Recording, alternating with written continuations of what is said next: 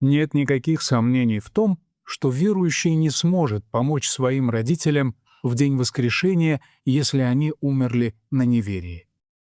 Пророк, мир ему и благословение Аллаха, рассказывал, что в день воскрешения пророк Ибрахим встретит своего отца Азара, лицо которого будет покрыто мраком и пылью.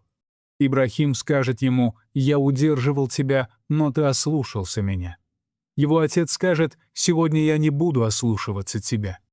Тогда Ибрахим скажет: «Господи, ты обещал, что не опозоришь меня, но может ли быть больший позор, чем отдаление моего отца от твоей милости?»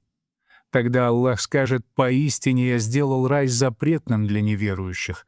А потом Ибрахим увидит забрызганную кровью гиену, которую схватят за ноги и бросят в огонь. Для утешения Ибрахима Аллах изменит облик его отца, чтобы его нельзя было узнать в аду.